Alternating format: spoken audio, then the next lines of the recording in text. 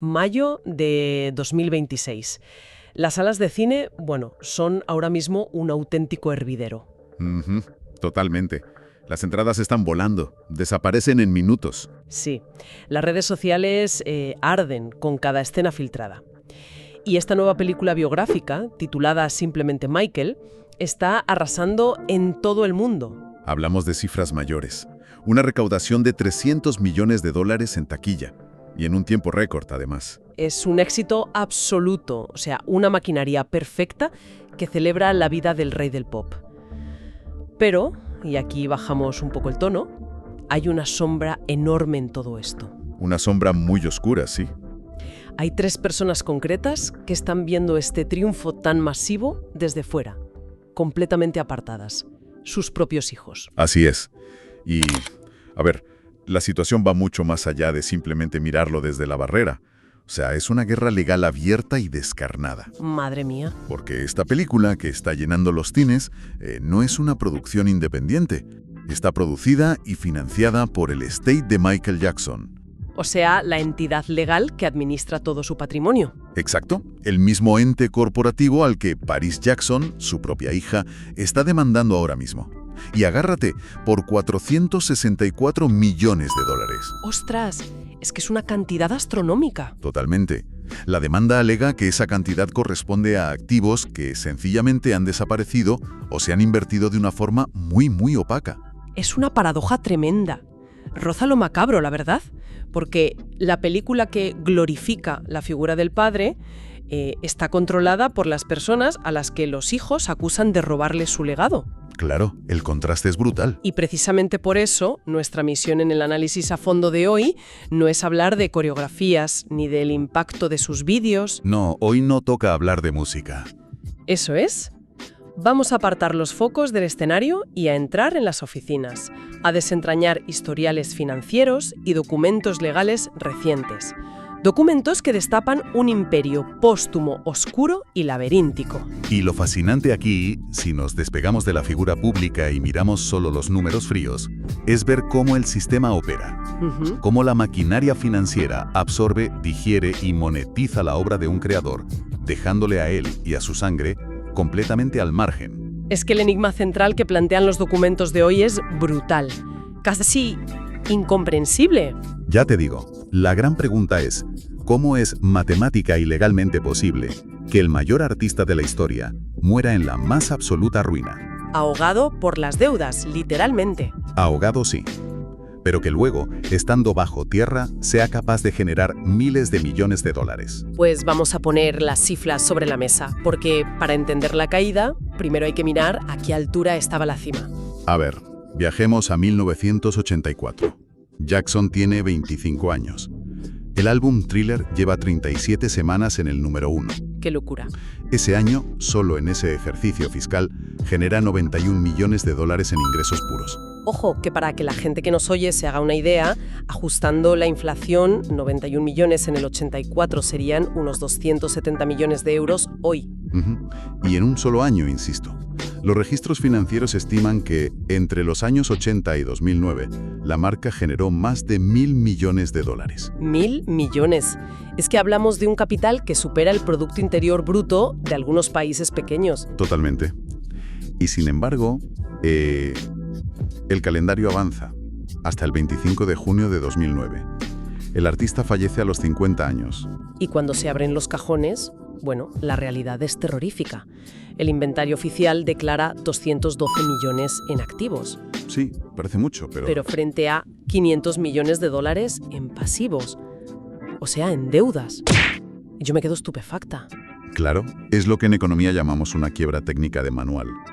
Un déficit real de 288 millones de dólares. Un hombre que movía estadios enteros sin liquidez para pagar las facturas de la luz. El entramado lo había asfixiado por completo. Pero fíjate en el giro argumental, justo cuando el corazón deja de latir. Muere ahogado en deudas. Pero la resurrección económica que ocurre después no tiene precedentes. Es que es automático. 36 horas después, los servidores de iTunes registran 1 millón de descargas de pago. Exacto. Y desde ese trágico día hasta este mes de mayo de 2026, en 16 años, ese patrimonio en números rojos ha generado $3.500 millones. 3.500 millones.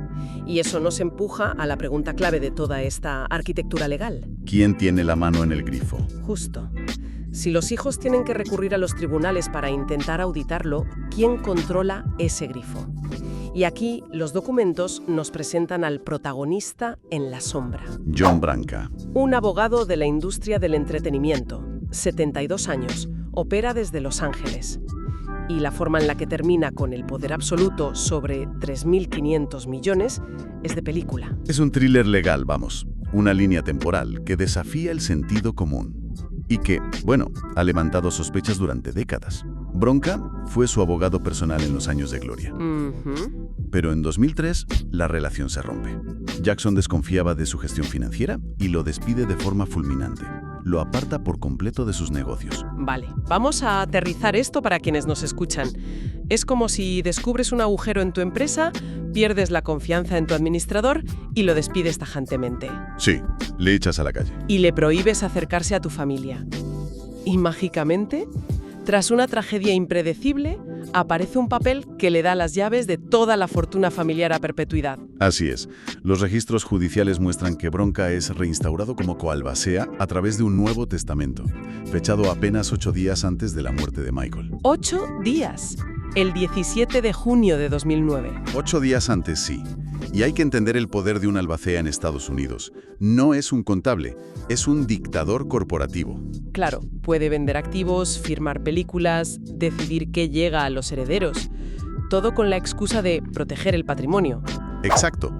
Por eso Katherine Jackson, la madre, inició una guerra brutal en los tribunales para impugnar ese testamento de última hora. Y el argumento de Katherine no era una simple rabieta. Alegó una imposibilidad física. Dijo que el día que supuestamente se firmó ese testamento, su hijo estaba en Los Ángeles, ensayando. Pero el documento legal decía haber sido firmado y atestiguado en la ciudad de Nueva York. Son miles de kilómetros de diferencia. Es una discrepancia geográfica brutal. ¿Cómo es posible que los tribunales dieran por válido algo tan flagrante? De saber, es la cruda realidad del sistema. En casos así, la maquinaria legal corporativa te aplasta. Los abogados de Branca argumentaron que los testigos validaron la voluntad de Jackson. Ya. Y que los errores en el lugar no invalidaban el contrato. Al final, la familia no pudo probar el fraude ante uno de los bufetes más poderosos del país. Katherine perdió y Branca asumió el control total. Es que te congela la sangre. Generas 1.000 millones, contraes deudas por 500, falleces y de repente generas 3.500 millones administrados por el tipo del que desconfiabas. Una locura. Pero para comprender de dónde sale esa deuda inicial que lo llevó a la tumba, tenemos que analizar la secuencia de los 3 agujeros negros financieros. 3 agujeros que provocan un efecto dominó, porque uno causa el siguiente. Y la primera pieza en caer es el rancho Neverland. El pozo sin fondo. Fíjate que sobre el papel, la compra en 1988 por 19 millones parece hasta prudente para él. Sí, asequible para sus ingresos de entonces, claro. Pero el abismo no es la compra, es la inyección de capital. 35 millones gastados solo en transformar el terreno. Parque de atracciones, trenes a vapor y un zoológico con 40 especies. Pero cualquier analista sabe que el veneno para una cuenta no es el coste inicial. Lo que te mata es el coste operativo fijo, el mantenimiento. Exacto. Los documentos revelan que mantener Neverland costaba entre 3 y 5 millones de dólares anuales. Generara o no ingresos el artista. 3 a 5 millones al año por una propiedad que apenas pisaba. Es que mantenía a 150 empleados fijos. 150. Veterinarios, operadores de montañas rusas, jardineros. ¡Ostras! Era mantener una ciudad pequeña con el bolsillo de un solo individuo. Esta sangría lo llevó al borde del embargo bancario. Necesitaba liquidez a la desesperada. Y esa asfixia de liquidez nos empuja de lleno al segundo agujero negro, la tragedia del catálogo musical de los Beatles. Esta parte de los documentos hay que leerla 2 veces. En el 85, Jackson hace la jugada maestra. compra los derechos de los Beatles por 47 millones de dólares. Brillante. Una mina de oro. Pero una década después, en el 95, la caja fuerte está vacía por culpa de Neverland. Necesita dinero urgente para pagar nóminas. Y ahí es donde el sistema corporativo aparece con una solución. Sony Music se sienta a la mesa y le propone fusionar su catálogo de los Beatles al 50% con Sony. Creando la empresa conjunta Sony ATV. Exacto. Y para solucionar su crisis, le dan un préstamo personal de 200 millones de dólares. Pero la trampa está en que Sony exigió el 50% de Jackson como garantía del préstamo. Pero a ver, espera un momento. Si el catálogo generaba decenas de millones en regalías cada año, ¿por qué no ir cobrándose la deuda de esos ingresos automáticos? Ah, claro. Esa es la genialidad perversa de lo que en finanzas se llama loan to own. Prestar para poseer. Sony no quería que le devolvieran el dinero. Querían el catálogo entero. Estructuraron calendarios de pago tan agresivos que las regalías no daban abasto. Si fallaba en un solo pago, Sony absorbía todo. O sea, para que la audiencia lo entienda, es como pedir una hipoteca para salvar tu negocio. Y el banco te exige de garantía tu casa y el 100% de los ingresos futuros de la empresa. Una analogía perfecta. Si tienes un mal mes, el banco se queda con tu techo y con tu empresa, de un solo golpe. Y así se cerró la trampa.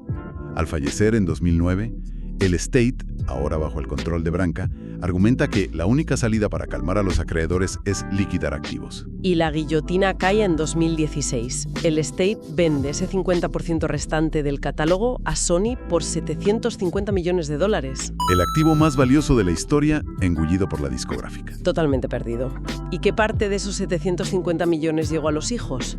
Cero. Ni un céntimo, madre mía. Todo se evaporó. Una transferencia de riqueza directa del creador a la corporación.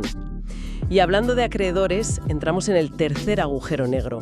La usura institucionalizada. Sí, porque cuando lees nombres como Bank of America, HSBC o Fortress en estos documentos, pues asumes cierto rigor, ¿no? Superiores a los 300 millones de dólares, con tipos de interés por encima del 9% anual. A ver, cobrar un 9% a un tipo capaz de generar cientos de millones es, esencialmente, usura cubierta de legalidad. Literal. Evaluaron su desesperación por mantener el espejismo y aplicaron condiciones depredadoras. Fíjate en el resultado matemático. Se pagaron 80 millones de dólares. 80 millones. 80 millones en efectivo, única y exclusivamente en intereses. El dinero salía directo a los bancos sin reducir la deuda principal en un solo dólar, gota a gota. Es una sangría calculada, tela. Y si damos un paso atrás, conectando todo esto, emerge una filosofía muy oscura sobre la industria. Una tesis central. Sí, que el que crea el trabajo, el talento que genera el valor, casi nunca es quien termina controlando la riqueza que ese arte produce. Es que el sistema jurídico está diseñado para extraer ese valor desde el principio. O sea, el pecado original empieza en el alba de su carrera. En su contrato del 75 con Epic Records, luego absorbida por Sony. Él tenía 17 años, claro. Retendría el 37% de las regalías, algo que se vendió como una victoria histórica para un chaval en los 70. Se vendió como un triunfo, sí, pero la realidad matemática es que el sello se estaba garantizando el 63% restante, a perpetuidad. Para siempre. Cuando Thriller vende 66 millones de copias, la inmensa mayoría de ese dinero no va al joven que sudó en el estudio. Va a la corporación que redactó el contrato. Por eso la narrativa pública de era un excéntrico que compró jirafas y se arruinó es muy perezosa. Claro que su gasto era una locura. Totalmente. Pero el problema de fondo es cómo todo un ecosistema de banqueros, discográficas y abogados montó préstamos envenenados para asegurarse de que, viviera o muriera, ellos ganarían. Y eso nos lleva al concepto del activo perfecto en derecho corporativo. Un ser humano es impredecible. Comete errores, demanda, gasta dinero. Pero una estrella fallecida es una máquina de propiedad intelectual de coste cero, el más allá corporativo. Genera ingresos sin rechistar y bajo el control de unos albaceas intocables. El creador es mucho más valioso para la junta directiva cuando ya no está presente. Es escalofriante. Y volviendo a mayo de 2026, ¿con qué certezas nos quedamos tras desgranar esto? Pues a ver, vamos a sintetizar 3 hechos irrefutables. El primero, la paradoja en vida. Alguien que generó 1.000 millones empujado a la tumba con 500 millones en deudas por contratos depredadores y mala gestión. Y el segundo hecho, la eficiencia brutal del milagro corporativo póstumo. Fallece, ya no puede gastar, y ese patrimonio genera 3.500 millones bajo las riendas de John Branca. Mientras la familia libra batallas de cientos de millones solo para intentar ver los libros de cuentas. Y el tercer hecho, la ironía de la película que vemos en los cines. Parece un triunfo, pero es la prueba documental de que los herederos han perdido el control de la imagen de su padre. El engranaje ha devorado las regalías y el derecho a contar su historia. Pero, y aquí hay un giro, si uno rasca en los inventarios, hay una pieza física que sigue ahí, olvidada en medio del litigio. Neverland. Exacto, Neverland. La propiedad lleva 17 años intacta, silenciosa. Un activo fantasma tasado en 500 millones de dólares que no han querido o no han logrado vender ni urbanizar en casi 2 décadas. Y claro, eso plantea una gran incógnita para quienes nos escuchan. Si los administradores controlan hasta el último céntimo, ¿qué pasa con los secretos físicos? ¿Qué se esconde aún en las entrañas de esa finca gigantesca para que permanezca congelada en el tiempo? Es el último gran misterio, la verdad. El arte le pertenece al mundo, el dinero al sistema jurídico, pero los secretos sepultados en esa tierra siguen bajo llave, esperando. Una lección brutal que deberíamos recordar la próxima vez que firmemos un documento, desde luego. El verdadero dueño de la obra casi nunca es la persona que derrama su talento en ella. Hasta la próxima investigación.